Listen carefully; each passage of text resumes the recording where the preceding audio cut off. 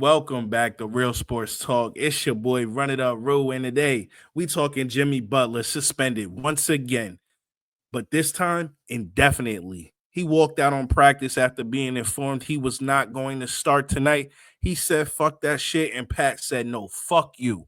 We got a lot to talk about tonight. Let's get into it. Let's go.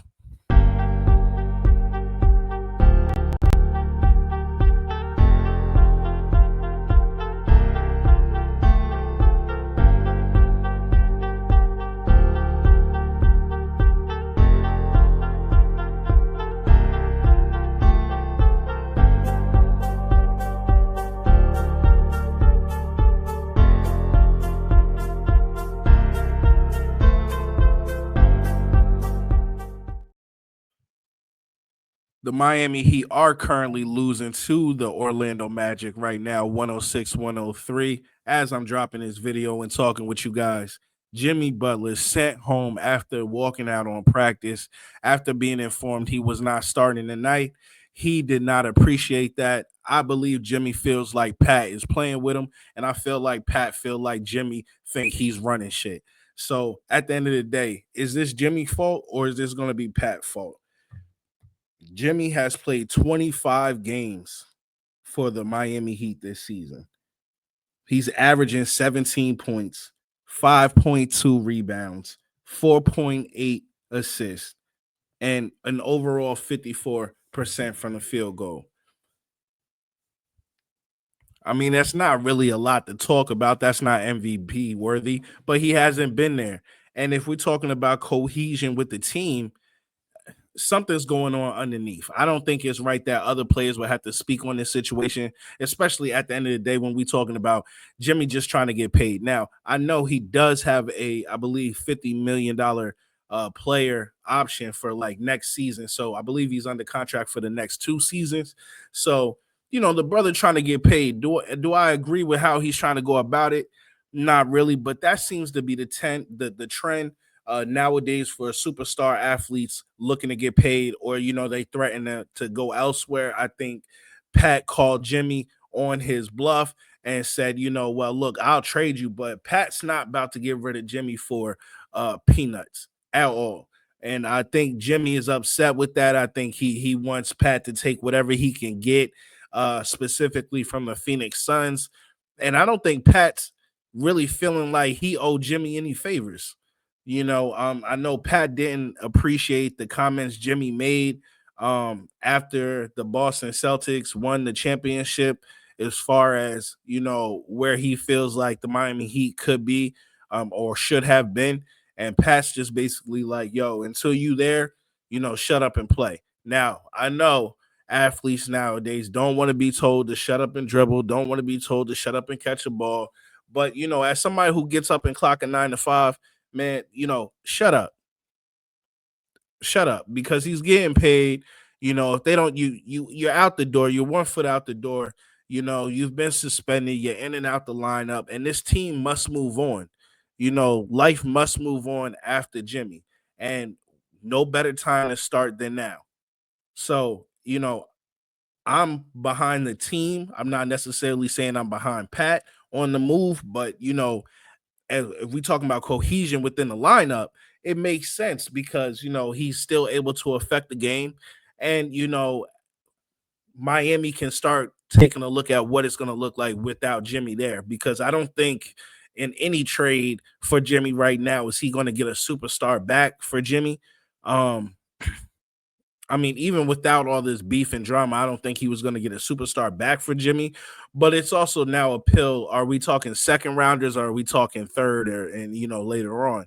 It's just about the best outcome for the Miami Heat, and I believe Pat is looking at it that way. But also, Pat's not one of those guys you're just gonna push around. You're not just gonna push Pat Riley around. He's been here, he's done that. And he's not new to this. He's true to this. He's facilitated trades for larger stars than Jimmy Butler. And ultimately, in my opinion here, right, I got to keep that shit real with y'all. If we talking about Jimmy on the spectrum as far as a superstar here, you know, they willing to build around you here, Jimmy. They were willing to build around you here. Now I understand you chasing a bag and you feel as though you deserve what you deserve, and no way in my pocket watching at all.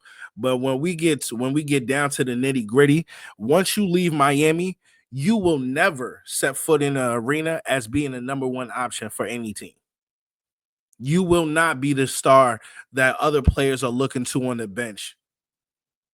Now, you can come in with some veteran leadership, and that should be your number one asset.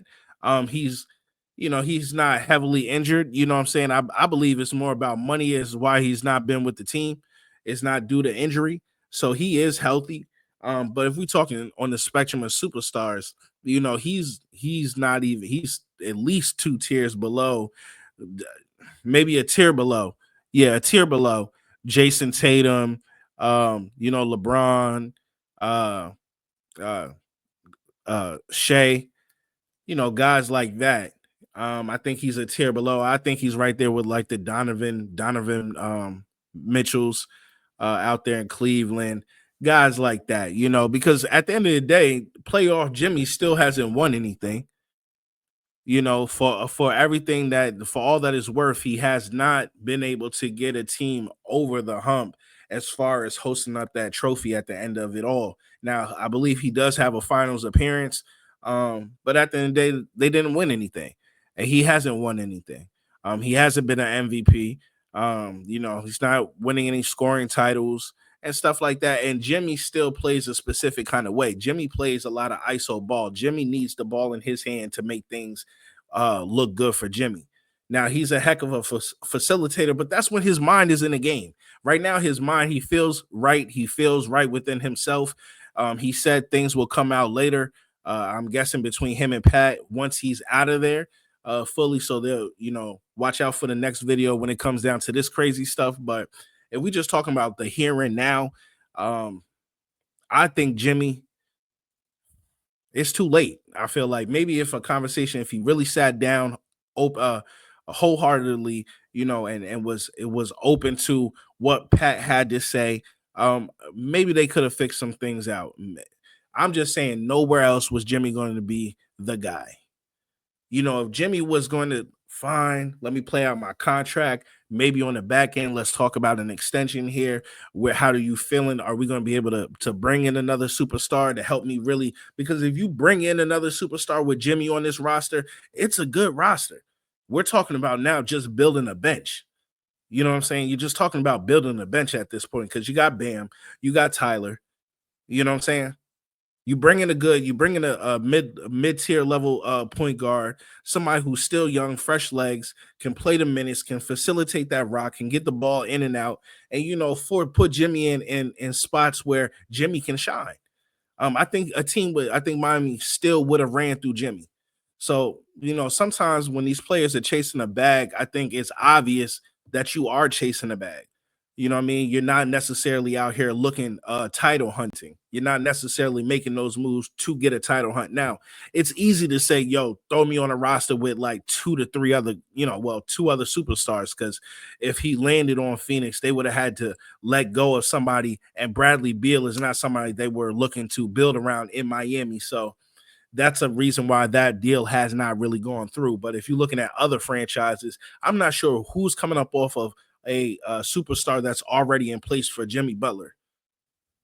Nobody. So if we're talking about, okay, what are the pieces now to facilitate a Jimmy Butler trade that doesn't deplete our team, doesn't mess up our chemistry of our team, what we already got going? Because he's not looking to go to a team that's not in title contention. He's looking to go to a team in title contention. So, you have to, it's picks really. So, okay, do you have the picks?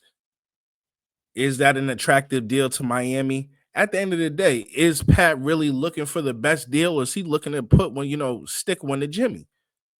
I think either way, Pat could live with the outcome. So it's going to be interesting to find out what happens with all this situation here.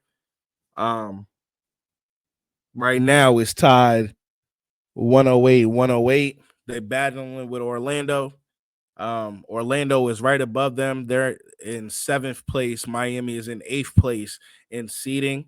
I believe they're about 2 games behind Orlando. So yeah, this is a big game for them. So yeah, it's just a lot going on in Miami. The team's still trying to focus. I think the young budding superstars that they have, well, I won't call them superstars, but stars that they have down there, I think they're still trying to hold the ship down. And they'll make the playoffs. You know, I won't expect much from them, but they'll give a team a little fight for 1 or 2 games. But y'all let me know how y'all feeling with it. Leave a like, drop a comment, ring the notification bell, but most importantly, hit that subscribe button. I'm still on the hunt for 100 subscriptions, and it's been real.